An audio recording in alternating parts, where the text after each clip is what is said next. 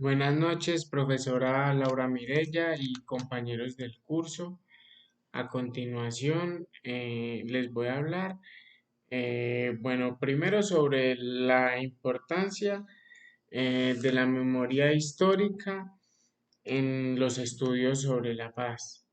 Bueno, la memoria histórica lo que aporta en los estudios sobre la paz, digamos que es un paso de transición, de reconocimiento, es un paso de hacer ver un poco más a las víctimas que, digamos, en nuestro país, lamentablemente, por el tema de los conflictos armados y conflictos directos, en nuestro país pues existen, digamos, fácilmente 10 millones de víctimas.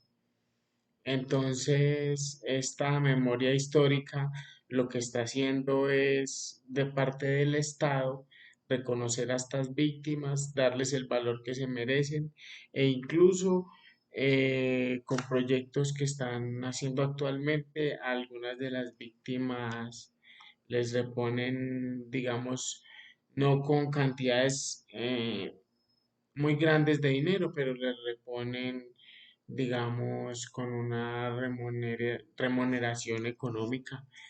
Se ve mucho con el tema de reparación de víctimas ahora con los programas que hay en el gobierno.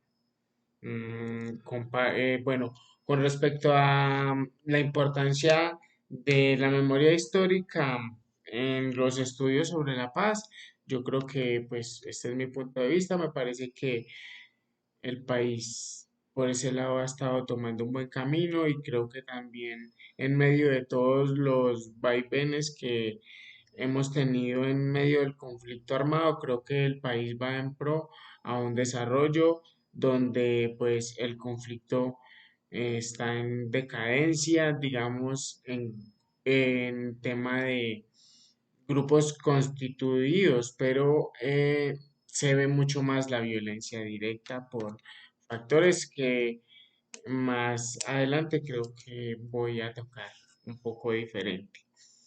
Bueno, eh, voy a exponer tres casos colombianos donde se ven los tipos de violencia que existen, que es la violencia directa, la violencia estructural y la violencia cultural.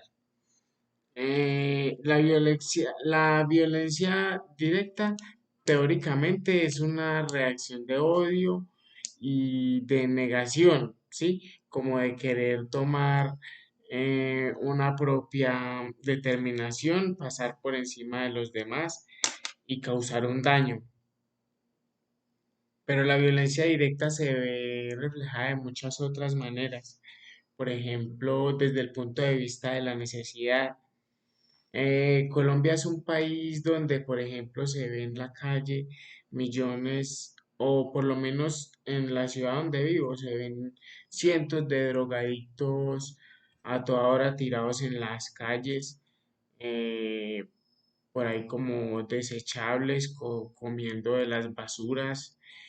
eh, y estas personas a veces tienen que robar para poder conseguir su propia droga. Mucho tipo de violencia directa se ve por el desespero de estas personas tratar de conseguir su droga, van y atacan a alguien y entonces pues le quitan sus pertenencias y si no lo matan, porque así lo hacen. El desespero lleva a las personas a cometer actos que después, aunque se arrepientan, en el medio de su necesidad no lo sienten, porque es así. Bueno, eso es un tipo de violencia directa. De todas maneras, la violencia directa se ve en Colombia reflejada de muchas maneras. Por ejemplo, el caso de los feminicidios, el abuso hacia las mujeres en los hogares, las violaciones, todo eso es violencia directa y en nuestro país se ve mucho, cosas que hay que tener muy en cuenta. Hay que tener en cuenta mucho el tema de los feminicidios porque ha sido una problemática que ha cogido muy fuertemente a nuestro país en los últimos tiempos, donde la violencia intrafamiliar, digamos que ha cobrado demasiadas víctimas. Bueno, la violencia estructural. La violencia estructural en Colombia, pues la vivimos, digamos, de todas las maneras posibles, ¿cierto? Porque se supone que la violencia estructural es como los grupos que se arman para, digamos, defender una causa y por esa causa pasar por encima de los demás. Aquí en Colombia se ven grupos paramilitares, guerrilleros, grupos que trabajan con la ley como la policía, como el ejército, que de una u otra manera son grupos estructurados, pues, en medio de todo para defender a por ejemplo, en el tema del ejército, digamos que son para defender al país, pero pues son grupos estructurales que en algún momento cometen actos violentos y hay que tenerlos en cuenta como tal. Pero entonces todos estos grupos que trabajan estructuralmente y que causan violencia generan lo que normalmente conocemos como las guerras, que son las grandes potencias contra las grandes potencias. Cada uno a demostrarse cuál es el que tiene más poder, cuál es el que tiene más fuerza. Y estos son los que cobran todas las víctimas que pues directa o indirectamente también sufren, como en nuestro país se ve a diario con las guerrillas queriendo tomar las regiones de los campesinos y sacándolos a las malas, o en el Amazonas, como hicieron con la fiebre del caucho y todas esas cosas que han desangrado a nuestro país es por causa de la violencia estructural.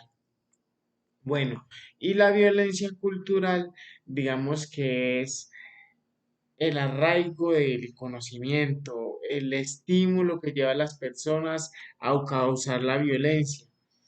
La violencia cultural es como lo que se transmite de generación en generación, que a algunas personas le puede generar rencor y es lo que genera en medio de todo que todo lo demás se desata.